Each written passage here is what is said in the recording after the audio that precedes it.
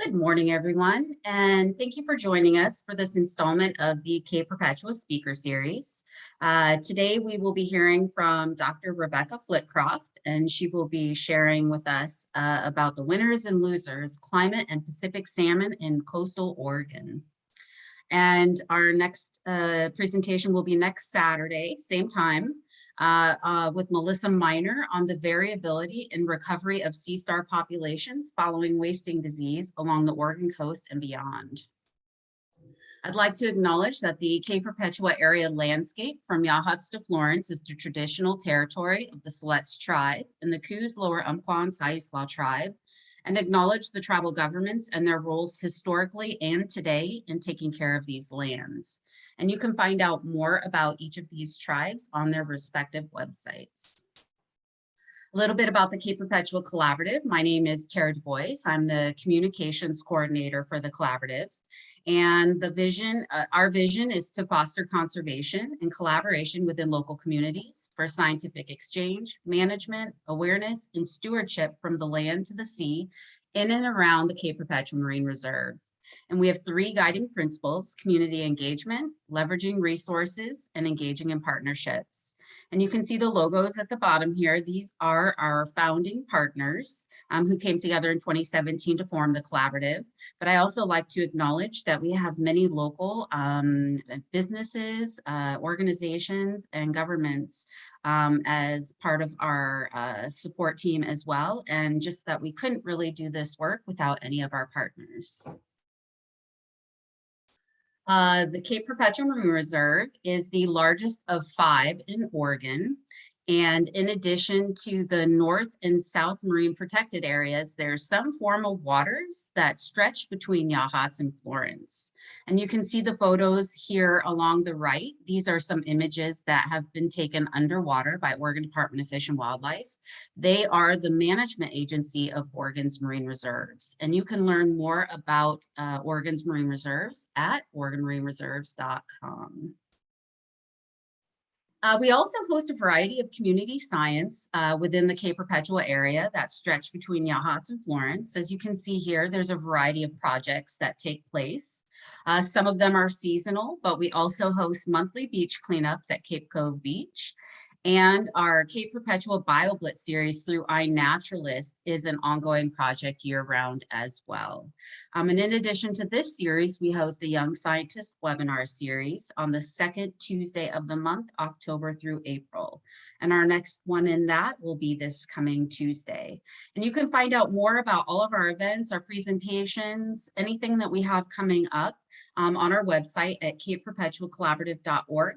And I always like to encourage folks to connect with us on our Facebook and our YouTube page. And if you like the work that we're doing and you feel inclined to donate, on our website, there's a donate button at the top. If you click on that, that will take you through the steps. And with that, today, I'd like to introduce our speaker, Dr. Rebecca Flitcroft. She's a research fish biologist with the United States Forest Service and co-chair of the Freshwater Specialist Group with World Commission on Protected Areas. Dr. Flitcroft received her doctorate in fisheries science and master's of science in natural resource geography from Oregon State University and completed her undergraduate Bachelor of Science degree in environmental science and economics at Willamette University. Her current research focuses on Pacific salmonids, multi-scale aquatic ecosystem assessments over time, effects of disturbances on aquatic ecosystems and native biota, community-based conservation planning, and aquatic biodiversity. Dr. Flitcroft particularly enjoys opportunities to work in multidisciplinary groups that allow the complexity of the natural world to be more fully represented in research questions and studies. In her work, she has collaborated with federal, state, private, and nonprofit organizations to develop scientifically rigorous approaches to catchment management. And with that, Rebecca, I will allow you to bring up your screen now. And as she brings up her screen, I just want to let the audience know that we will do a Q&A session after her presentation. And so if you have questions throughout, please feel free to add them to the chat or into the Q&A box, and we will tend to those at the end. And Rebecca, it looks great. Wonderful. Well, thank you so much, Tara, for that introduction. It is lovely to be with all of you today. And Tara tells me that the weather over there is beautiful today. So thank you to all of you who decided to join live on such a lovely day. I'm calling in from the Willamette Valley, which is very overcast and foggy and cold. So you certainly have the better weather for today anyway. So anyway, I am really pleased to be here to talk with you about Pacific salmon and their adaptation mechanisms and what that means when we start to think about a changing climate and the different habitats and environments that our salmon need in order to survive. But before we start, I wanted to share, what do I mean when I talk about Pacific salmon? I've added steelhead on here because a lot of people think of steelhead as being a salmon. They're a trout. They're the ocean-run life history of rainbow trout, and they come back as steelhead. So these are all the different species of Pacific salmon and steelhead, and we have almost all of them in Oregon, all of them except for Masu salmon, which are located on the Pacific West Coast. And I think that's kind of a fun way for us to think about where we live in the world for our salmon. So if we look at the distribution of Pacific salmon, they're distributed throughout the North Pacific and the Southern Arctic Oceans. And we are here in coastal Oregon, so closer to the southern extent of their range on their Pacific East Coast. So we are East Coasters if you're a salmon, which I think is an interesting way for us to think about where we are in relation to our fishes. But our fishes, our Pacific salmon are very broadly distributed throughout this area, and they have a very complicated life history. So a moment ago, I referred to steelhead as the sea run or ocean type life history of rainbow trout. Well, our salmon are anadromous. As many of us know, when we go to try to catch these fish when they're returning as adults from the ocean. So they spawn in fresh water, and then the alevin will emerge, usually late winter or spring, and then they can spend a really variable amount of time rearing in fresh water before they go out to the ocean. And the amount of time that these fishes spend rearing depends on the species of Pacific salmon. Some of them spend a very short amount of time in freshwater, just a few months, and others can spend years in freshwater before going out to the ocean. And like I said, it really depends on the species. But even within the species, we see variation. I tend to study coho salmon quite a lot. And down here in Oregon and the Pacific Northwest, our coho salmon juveniles spend a year in freshwater before going to the ocean. But up in Alaska, where streams are a lot colder and they grow a lot slower, they'll spend up to 2 years in freshwater before those juveniles go to the ocean to become adults and then come back and spawn. So there's a lot of variability in this life cycle. But the important thing about our Pacific salmon is that when they return to spawn, they spawn and then they die. And that's the end of the road, as it were, for our Pacific salmon. Not so for that steelhead trout. So steelhead trout can spawn multiple times. They'll spawn and then go back to the ocean. So they have a slightly different life history than our Pacific salmon do. So I was talking about how there's a lot of variability in the amount of time that these fishes will spend in freshwater or the estuary or the marine environment, and that it really varies between species. And you can see that for Masu salmon, they spend about half of their time in freshwater in terms of their full life cycle, and then about half in a marine environment. And that compares with chum, who spend a very short amount of time in freshwater, and the vast majority of their life history is spent in a marine setting. I also want to point out how important estuaries are here in their life history. So for for all of these fishes as they transition from a freshwater to a salty environment. Their organs need to be able to process salt water. So the time that is spent in the estuaries is a very important physiological transition time as their kidneys shift what they call osmoregulation. So allowing them to shift from processing freshwater to processing saltwater. That said, there are quite a few life histories that spend more time in freshwater, more time in the estuaries than they would necessarily have to just to make that physiological change. We'll talk about that a little more in a minute. But so what I wanted to talk about today was how adapted these fishes are to the Pacific Northwest and to the disturbance processes and environments that we have here. And something that's really important about that, I think, is this. These are ancient fishes, ancient organisms, right? We've seen the adaptive, the development of our local species of Pacific salmon. Our youngest on the mark here are the 6 million year old sockeye, right? So these are our ancient fishes. They've been around a very, very long time.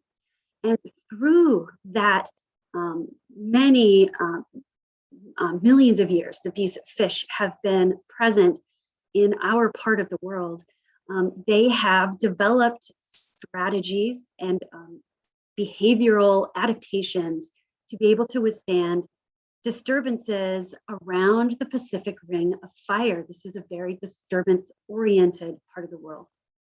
And part of that disturbance has to do with glaciers, right? So in the last ice age, a lot of areas that are now salmon habitat were under the continental glaciers that covered much of the landscape, particularly a bit farther north of us. And something that happened down here that's really interesting were the ice dams that would be created over there in like northern Idaho and western Montana, creating glacial Lake Missoula. So they'd have these ice dams that would create this massive lake would form behind them. And then, every 1,000 years, every multiple hundreds of years, that ice dam would break and that lake would drain out. And it would essentially scour eastern Washington and created the Badlands of eastern Washington. All of that sediment, all that water coming down into the Columbia, scouring and creating the Columbia Gorge, and then backing up around Portland up the Willamette Valley. So the Willamette Valley is the incredibly fertile valley that it is, partially because we have all of eastern Washington's topsoil. It all got deposited here when all of that water and all of that material backed up as on its way out to the ocean. But the important part of this story is that our salmon were here then, and they were able to be resilient to disturbances at this magnitude in terms of massive earth flow moving processes and flooding. And the resilience of these fishes was due to a lot of the behavioral variation that we'll talk about in just a minute. So we have this resilience in our fishes. They were able to survive these huge disturbances in the freshwater environment, and they've been able to withstand disturbances in the estuarine environment as well. So this is actually the coastline. You can see the line here for Oregon and Washington. Like, this is our Columbia River. This is where the ocean should be today, right? So 12 to 15,000 years ago, the ocean was lower. I'm really fascinated by the archaeological sites that they have found in this continental shelf area, this nearshore environment that's now submerged. But people were here at this time as well. So our Pacific salmon have been able to survive sea level rise in the past. So this is something that they've experienced, and they've been able to be resilient to. So we've got these really dynamic landscapes. We have Sea level rise has been very, very gradual and occurring over thousands and thousands of years. I mentioned the Pacific Ring of Fire. We have these massive volcanic eruptions that happen, sporadically, not very often, but they do happen here. And they contribute. This is the Tupelo River out of Mount St. Helens after the eruption. So these eruptions create massive amounts of sediment that come into these rivers. And then I talked about the glacial experiences of our fishes and our rivers in response to that. So we have these very broad scale disturbances that are occurring not often, but are occurring and affecting large swaths of salmon habitat. On the shorter time frame, on a scale of tens to hundreds of years, we have wildfires and flooding and debris flows that are all natural occurring processes that contribute really the building blocks for complex habitat in the long run, but in the short run can compromise habitat for our native fishes. So these types of disturbance processes that are naturally occurring in our part of the world occur on these broad sets of time periods. And this compares to some of our more recent disturbances that are associated with anthropogenic processes like road building. This is actually a passable culvert. There's a lot of culverts that have roads on top that are not passable for fish. So, and we have dams that not only are a barrier for movement of these highly migratory fishes, but also change the patterns of flow and temperature that we would see in these river systems over time, which is what they're designed to do, but that's not what our fish were designed to experience, right? So we have different types of disturbances on the landscape that tend to fragment and disconnect habitats. So I mentioned before that I'd be chatting a bit about some of the behavioral diversity that makes our fishes so incredibly resilient in our part of the world. And what we see here is that adults will stray. You hear people talk about Pacific salmon and they return to their natal streams or their birth streams to spawn. Well, they don't always. They're pretty smart fish. So research has shown that in some places where we have seen recent disturbances, we don't see as many adults returning to those sites to spawn. They go to the watershed next door that didn't just have the massive debris flow, right? So they'll move around when the system is more dynamic. I talked about their use of and the amount of time that's spent in their life histories and marine environments. Well, when all of that disturbance is happening on freshwater, in the freshwater environment, some portion of the population is still alive in the ocean. So even if you lose a cohort of fishes that are killed because of a massive disturbance event or something, there's a whole lot of fishes left in the ocean to come back and recolonize this habitat. So this movement of adults, their ability and their the amount that they stray are really important adaptations for these fishes to survive these types of large scale and dynamic disturbance processes that we have here in the West. I would also add that in freshwater, our juveniles use a wide variety of habitats, and different species are adapted to use habitats in different parts of the river system. And some of our fishes behaviorally will have this variability. Some are very territorial and they'll stay in one spot and defend their turf in that perfect pool. And others of the same species will move around and use different types of habitats and environments. So there's a huge amount of variation in behavior that ensures over time that the whole population, some portion of the population, is going to be the winner in terms of adaptation or the behavior that they're expressing or the life history. And so they will be able to keep the population going. So when I talk about fishes using different parts of the river, we find in coastal Oregon that our cutthroat trout and our steelhead, these are our fishes that are most adapted to be able to use faster, smaller headwater environments. So cutthroat trout are some of the last fish that you will see up in streams that don't look like they should have fish in them. And oh my goodness, you're going to find a cutthroat trout. And you'll probably find a bunch of sculpin as well. So those fishes tend to use the upper portion of the system. And then we have coho that tend to use the more moderate sized streams. And then our Chinook, which tend to occupy the main stem habitats, and those larger bodied fish in the lower part of the system. So we have this distribution of fishes, almost like they're sharing different parts of the river system, but it's because they're physiologically adapted to use the habitats that are characterized by the environments in those places.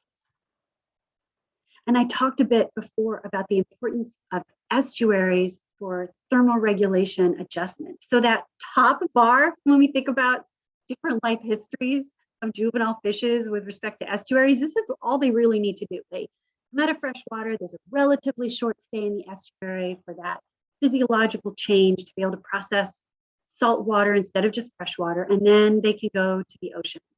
But some individuals come and they'll spend a year in the estuary rearing before they go to the ocean. Others will come into the estuary, move back into fresh water, come back into the estuary. They're back and forth between these environments. So there's quite a bit of life history diversity and variation that we see in how these fishes are using estuary habitat. This is why intact estuary environments are so important for the life history and success of rearing salmonids. So finally getting to Pacific salmon and climate change. So I've talked to you a bit about the disturbance processes that we know have been occurring for a very long time in the Oregon coast and throughout the distribution of these fishes. And I've talked a bit about some of their adaptations to that. So what does this, when we start to consider climate change, what is climate change going to do to these fishes? And from a fish, from the population, we could expect that we might see adaptation to some of the changes that we might expect to see from climate change. I would point out that adaptation here means that a random genetic change that allows an individual to be more reproductively successful than other individuals has to occur. And that genetic change has to be passed on to their offspring. And then it has to have the same benefit for their offspring for it to finally be able to spread to the population. So adaptation is not something that we can predict, and it's random, and it takes a very long time. We could see toleration of changed environmental conditions associated with climate. So using the variation that's already present in the behavior and the physiology of these fishes to withstand the changes that are coming from climate change. They could move their distribution.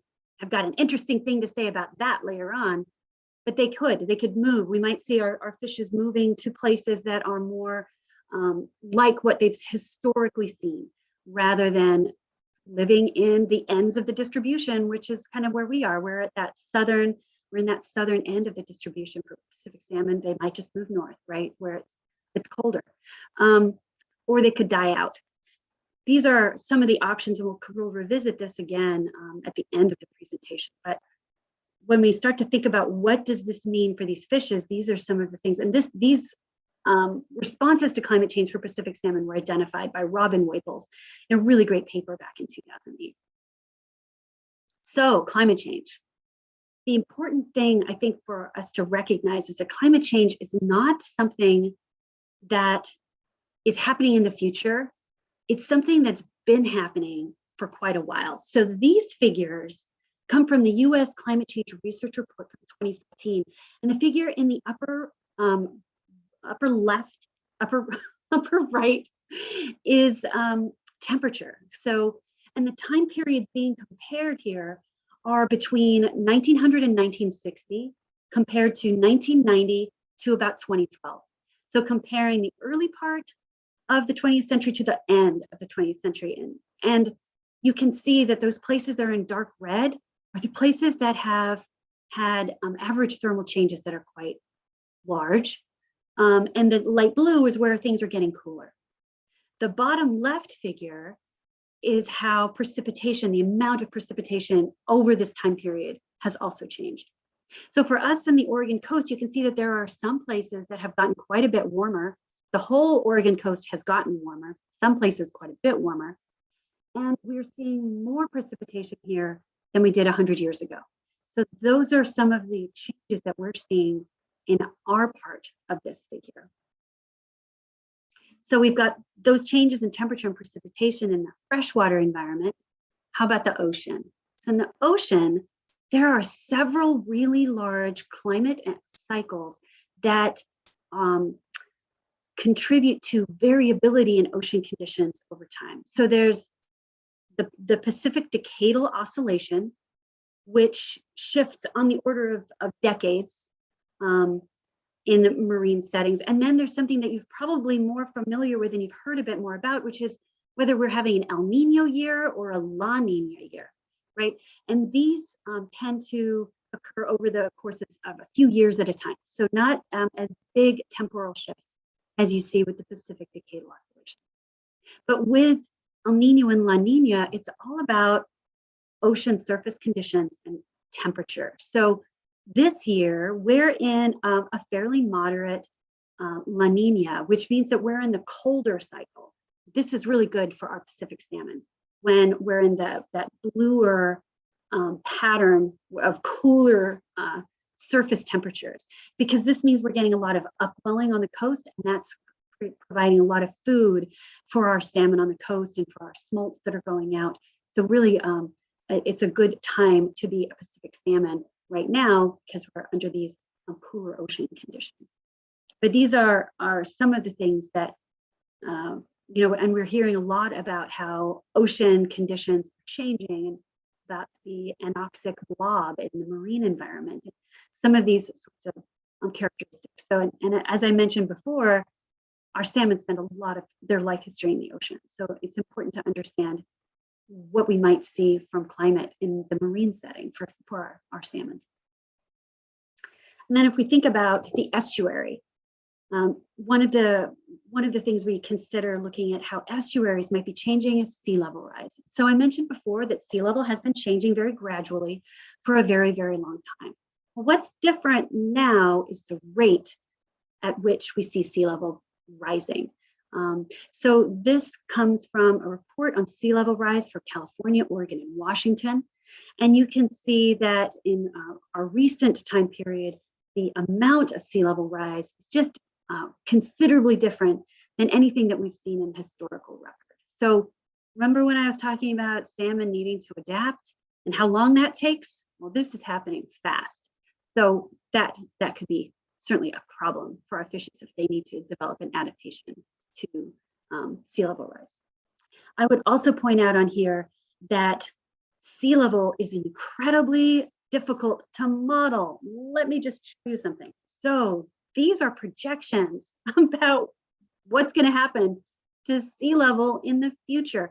And you can see these really, really wide bands of prediction. Like we don't just have a nice clean line past about 2020, right? It's highly variable. And sea level rise predictions are very hard to make because the processes that go into why we have the sea level at the height that it is are very complicated. So as the ocean environment gets a bit warmer, warmer water takes up more space than colder water. This contributes to sea level rise. But a lot of this has to do with glaciers. So glaciers are massive in the northern areas. And as that ice melts, it contributes a lot more fresh water to the ocean, you know, so increasing the volume of ocean water. But something really interesting happens on the coastline. So glaciers are so large and so dense, they actually have their own gravitational force. And they pull the ocean inland farther. So as you lose that massive glacial ice, the gravitational force declines and sea level might actually drop, right? It's going to go down because you don't have as much gravity pulling that water towards the land. The other thing that we have is that those glaciers, massive enough to have their own gravitational force, yeah, they're also really, really heavy, right? So as the glaciers melt off, we see isostatic adjustment. So the ground surface starts to bounce back like your memory foam mattress. When you put your hand in it, it's going to start to bounce back slowly and gradually over time. So the farther north you go, you might see sea level going down. So declines in sea level as the earth is lifting, as that gravitational force from the ice declines, sea level goes down. Whereas in our part of the world, sea level is rising. We don't have those glaciers. We're still experiencing isostatic adjustment from the last ice age. So our surfaces are still going as well. But anyway, there's a lot of elements to sea level rise predictions. And so if you've ever wondered, why can't they just predict this? Well, it's really complicated. And here's an expression of how really complicated it is. So we can look at how much sea level rise we might expect over a shorter time period. So in these figures come from the Committee on Sea Level Rise for California, Oregon, and Washington. And so if we wanted to kind of estimate how much sea level rise we would expect by maybe 2030, the dots are kind of the average amount of sea level rise you'd expect. And then the blocks around it is the amount of variation in that estimate. So, for us in Oregon, so the blue dot, the blue bar in the top here for 2030, it might be a relatively small amount of sea level rise, and it might get up to, maybe 20 centimeters. But by the time we start looking out into the future by 2050, uncertain what's going to happen with all those glaciers. So our band of estimate gets wider. When you get out to 2100, that band is really wide, right? Because we just aren't sure what our future, how things are going to interact in the future. So the uncertainty is there. One thing that is more certain in some regards is that we're due for a really big earthquake on the Oregon coast at some point in the next 50 years. So that could have, when we had the last major earthquake, the coastline dropped significantly. So you had instant sea level rise in many places on the coast. Whether it drops or increases, we'll just have to see. But the potential for there to be rather dramatic changes in terms of our coastline is certainly part of our more likely near future. But the other part about sea level rise that's interesting is that it intersects with storms. So I wouldn't be surprised if some of you have been out during king tides to see, how high does the water get? And as you know, when we have really high flows have really high sea level in the wintertime, and when it intersects with lots of fresh water coming down after big storm events, we see a lot of flooding. So these types of flooding events that are that intersection between higher sea level and lots of fresh water coming in from the coast are predicted to increase into the future. And this is partially because we're anticipating seeing changes in how precipitation is delivered on the Oregon coast. So instead of having lots of rainy, less intense storm events, the prediction is that we're going to have about the same amount of water, but it's going to be delivered in big storm events, and then we'll have no rain for a while, and then we'll have another big storm event. So we have these periodic large storm events instead of having the water spread out over time in terms of precipitation. And that's something that I think we're already experiencing now. So on this, just thinking again about sea level, and there's a variation in sea level. What does high sea level look like? Well, we can see what high tide looks like anytime. This is Willanche Creek out of the Coos Bay system at low tide, and then at a pretty high tide as well. And so for many places, we can, if we're wondering, what might our low tide look like in the future, it might be something more similar to a moderate or a high tide event. might be the type of flooding and the inundation that we might expect to see in the future. Something that I think is a really important thing to consider is that marshes can act like a sponge. They absorb so much water when we have intact marshes in an area. So this is Salmon River Estuary. So this is on the Oregon coast. This is on the northern, this is a bit on mid coast, I guess. So it's above, it's out of the smaller town of Otis is over here. And so this line that you can see running through here, that's Highway 101. And a lot of this estuary, the Salmon River Estuary, is owned and managed by the Forest Service. Has been a lot of those salt marshes that had been used for agriculture have been restored by removing the levees and allowing the salt water to inundate those marshes again. And so we have the ocean right here. This is the coastline. So this is the sandbar at the mouth of Salmon River. And then the water coming in from the ocean and the fresh water coming out here at the mouth of Salmon River. This is Cascade Head right here. So during a mean high water event, the images here are the depths of water as you would expect to see. It's distributed through the main channel and all of those salt marsh micro channels that we see through this system.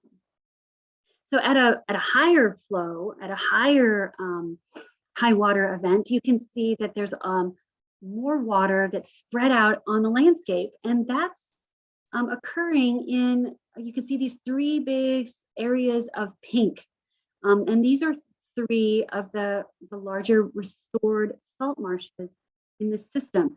And what happens to salt marshes when they are cut off from the marine environment? So much of the surface area of a salt marsh is living organic material. So when it gets cut off from the ocean and the plants that are salt marsh adapted die, they all subside. That whole surface area then just compacts. And then we put cows on it, and then it compacts a bit more. But some of the larger subsidence that we see in these systems is due to the dying off of the vegetation community that had been there before. But for us, if we're really interested in these restored salt marshes as places that could hold floodwater or excess sea level, so that we don't have flooding and inundation in our coastal communities, this may be a benefit. We can hold a lot more water in those places at lower flood events than you may have needed in the past. And then at a very high tide, the whole system is going to flood. But the amount of water that can be held and captured in these functioning salt marshes that are connected to the ocean is pretty significant.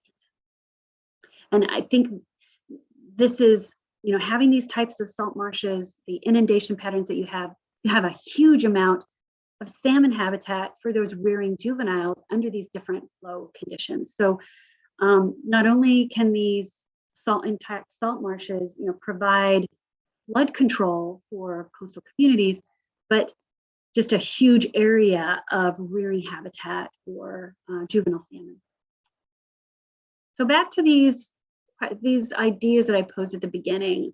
Are fish going to be able to adapt to the changes that are already here and that are accelerating? Are they going to be able to tolerate what we've seen so far? Or are they going to have to move and change their distribution altogether?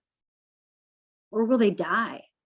Well, it's hard to say what we're going to see about many of these responses, but what's really important is, are we allowing our fishes to use the behavioral adaptations that they have already that have made them resilient to volcanoes and glaciers over the millennia? Or are they constrained in their ability to demonstrate that incredible adaptation that they have? And that big adaptation is their ability to move and colonize new habitats. And I think one of the critical things that we can do on our landscapes is make sure these fishes have connected rivers, connected floodplains, and connected estuaries, so they can do all of their bet hedging, all of their variability in terms of their behavior. But so much of that relies on their ability to move. Speaking of moving, this paper just came out and I wanted to share it with you because I think it's a really interesting take. And so when I talked before about how after the last ice age, the glaciers retreated, we saw lots of disturbance. Well, as those glaciers retreated, we saw a lot of Pacific salmon habitat opening up for new colonization. There's some new work coming out when we talk about winners and losers.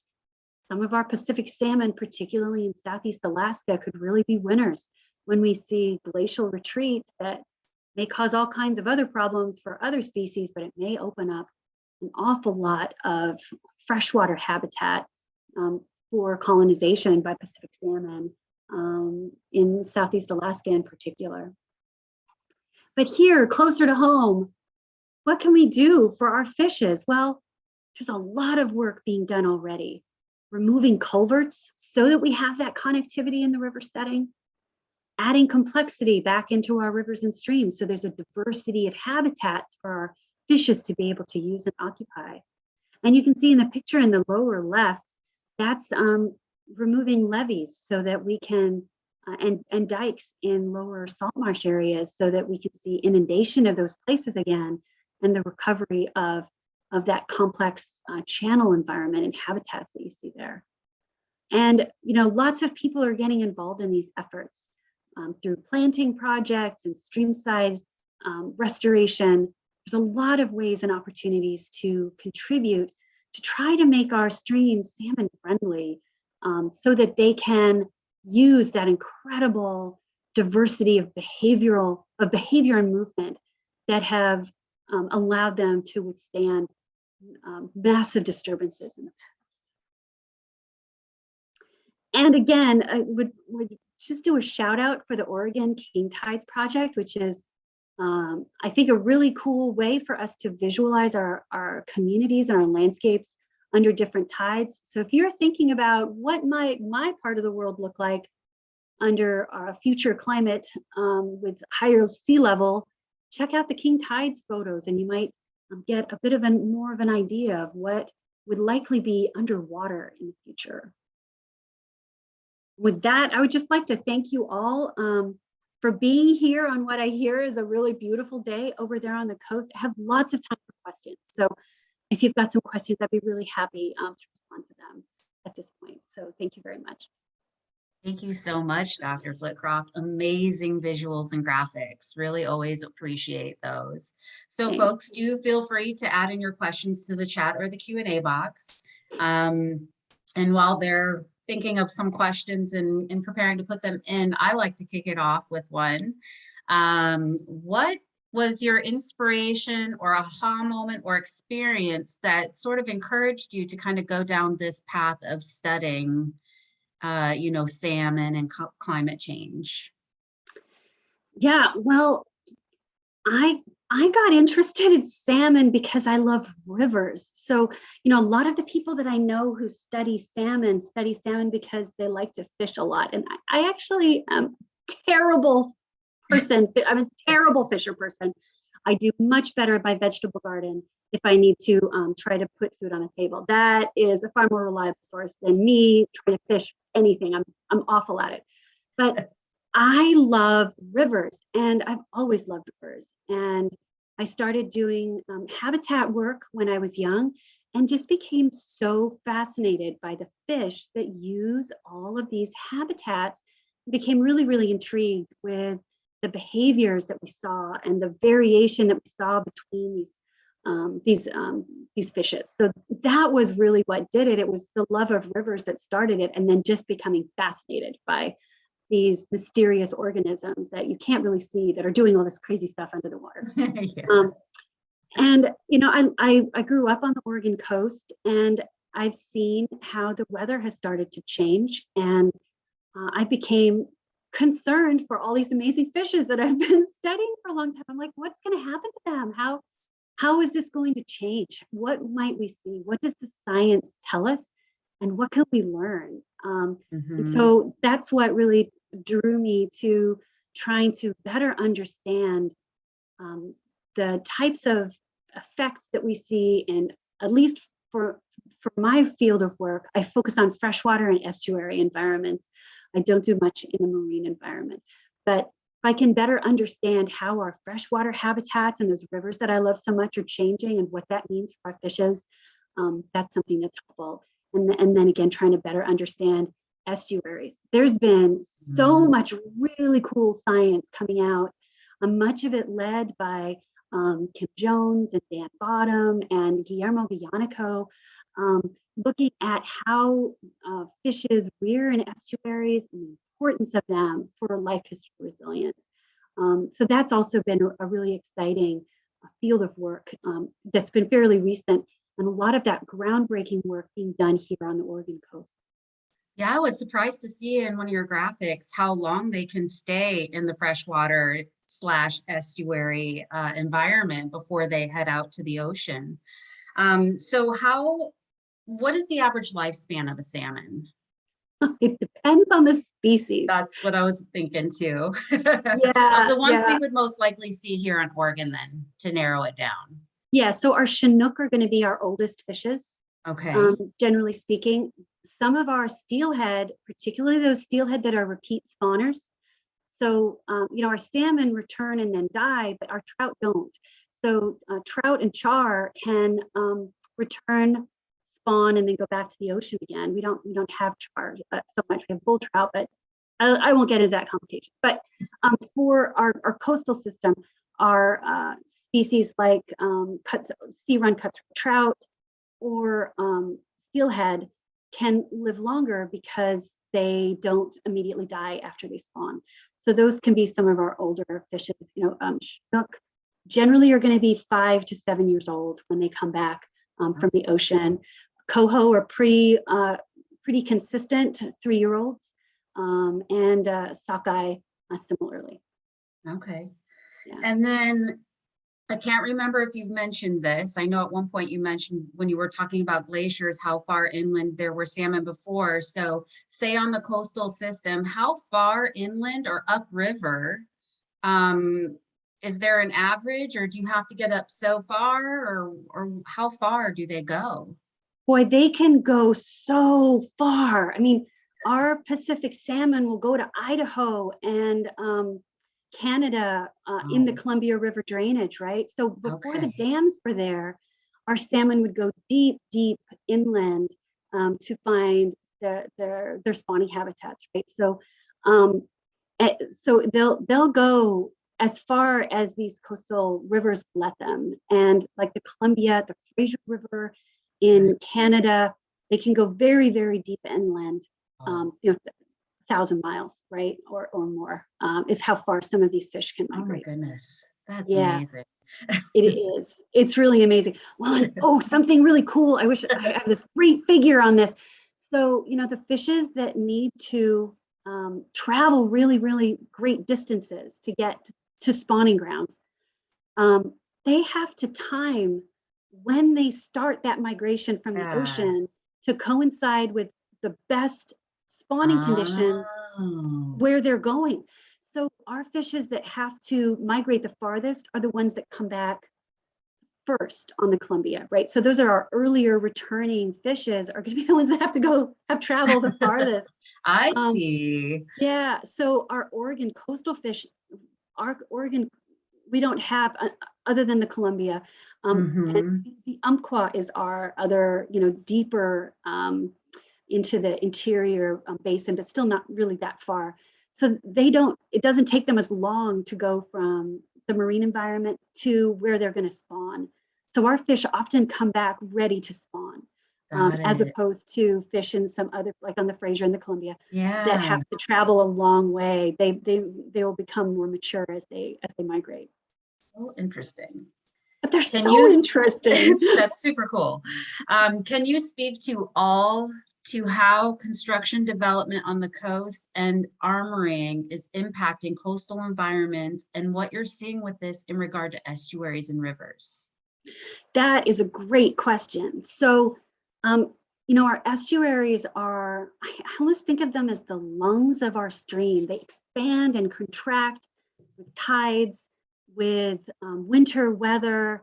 We see that almost breathing part. And they look like lungs with all of those tendrils and streams and channels that you see in them. Yeah. So in the same way that someone who has asthma or gets pneumonia can't breathe very well, our streams can't really breathe very well either. So once those salt marshes are cut off from the main stem, what happens is the main stem ends up getting, usually very often will get deeper. It will scour deeper because all of that water that had been spreading out is staying in the main stem and causing a lot more scour, and has to go somewhere.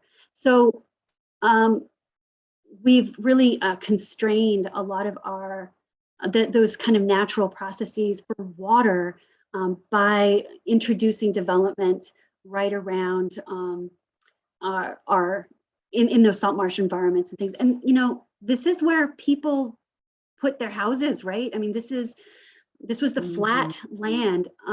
Something that's very interesting about the Oregon coast is that because we've been experiencing sea level rise for several thousand years now, we're right up against our ocean coastline is right up against the coast range.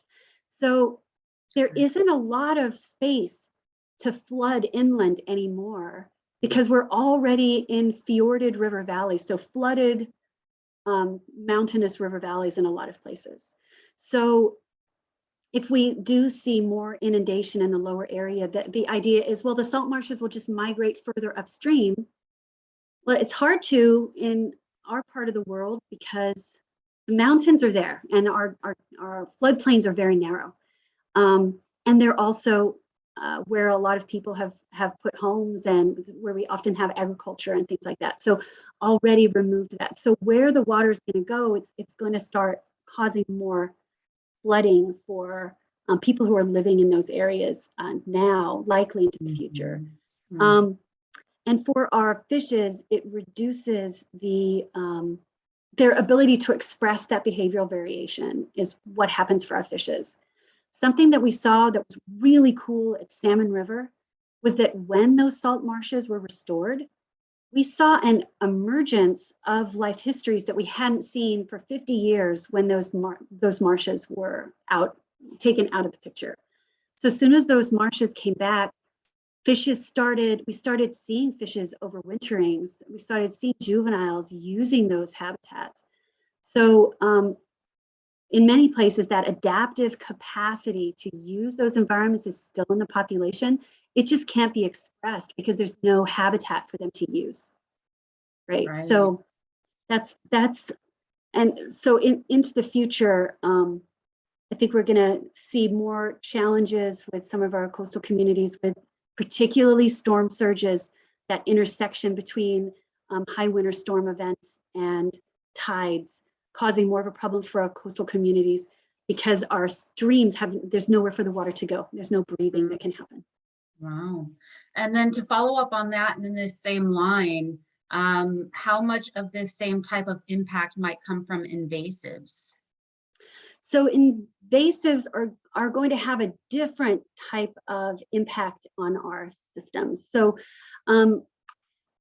invasive species are usually species that have been, or are quite often species that have been introduced for whom the Oregon coast is not their natural environment. And so very often you get an invasive species that doesn't necessarily have predators here anymore, but the environment is great. So you can see a real expansion and growth in the population of some invasive species. Right now, thinking on the coast, there's a lot of concern about green crab, and green crab are an introduced species that are being distributed now. They're the surfers of the crab world. They surf those warmer ocean conditions that we have, and it allows them to spread from estuary to estuary. So they're moving north. They're now up to Vancouver, British Columbia, and there's a lot of concern about them there. So they are our climate surfers, and they populate these environments.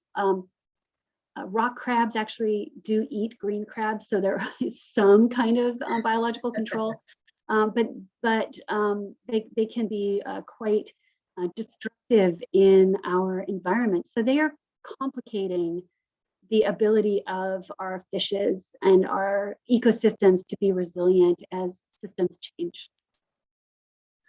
How are salmon's food sources doing, and what are current projections for these sources? Well, that's a great question. So I'm thinking about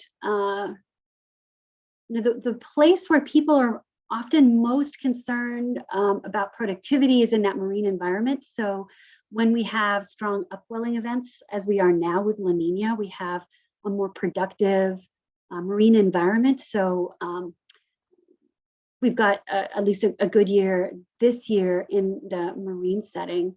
But again, it varies by climate cycle.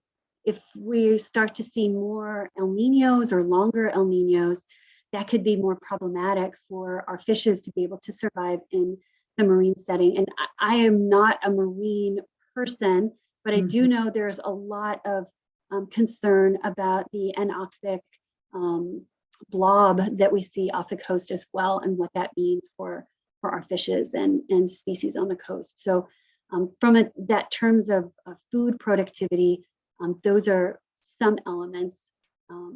Yeah, there's also some